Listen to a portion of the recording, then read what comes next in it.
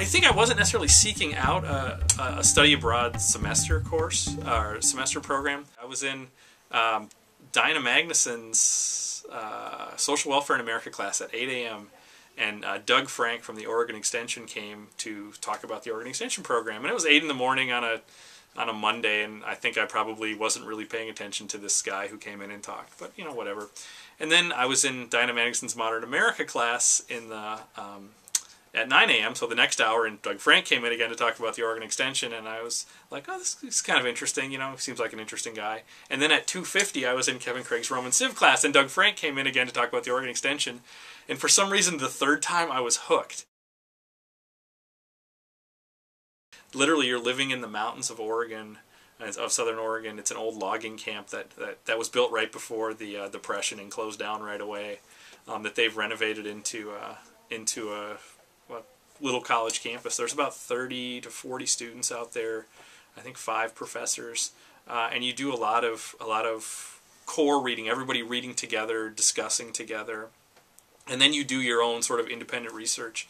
So you work closely with professors, you read some tough stuff. So we read, I mean, I remember it was my introduction to things like Foucault and Derrida and people like that. You read the Brothers Karamazov. I mean, that's sort of like a central experience. So it's actually part of why I went out there, is because I thought, I want to read the Brothers Karamazov. And for some reason, I had to go to Oregon in order to do it. There was no television, no radio. We just, like, you kind of got rid of all that stuff from the outside and just sort of lived simply, you know, lived quietly. And so it was the degree to which it was monastic, you know, that we got to spend some time learning about each other, learning about ourselves, and just a lot of time reading.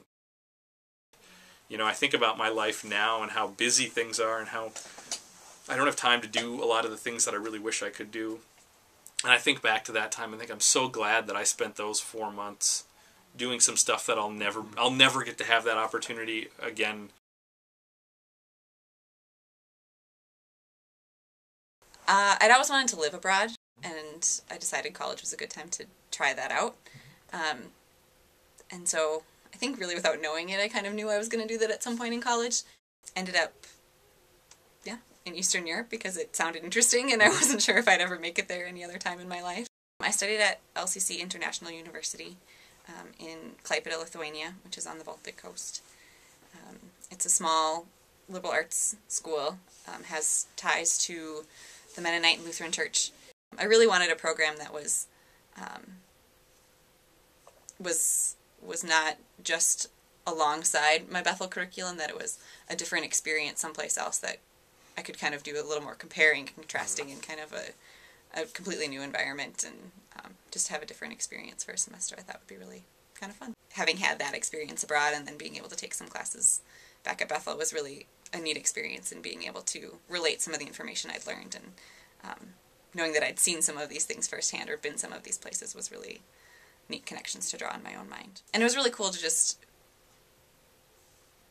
read through information and things that I'd started to kind of pick up on while I'd been there, or in my very introductory class about Lithuanian history while I was there, and just to go a little more in depth in understanding the culture and the experience of a lot of people there, and the experience of people that I probably passed by on the street every day. I was glad to be back there and really enjoyed that month, and then got to know some of the staff that worked at the university a little better. And they ended up having a person unexpectedly need to leave at the end of the first semester that year, and I was asked to move there in January and fill in and finish off not only that semester, but then stay on for another year and fill the role of a resident director and work with students from 15 different countries in student housing, and run programming and do discipline and events and all kinds of stuff. Knowing, like, I've learned some of these things on paper and in books, and like where these places are and where these things happened and whatever, and being able to see some of the impacts of that and how that has played out, like in new generations and in college students, is kind of a neat way to see the world. So.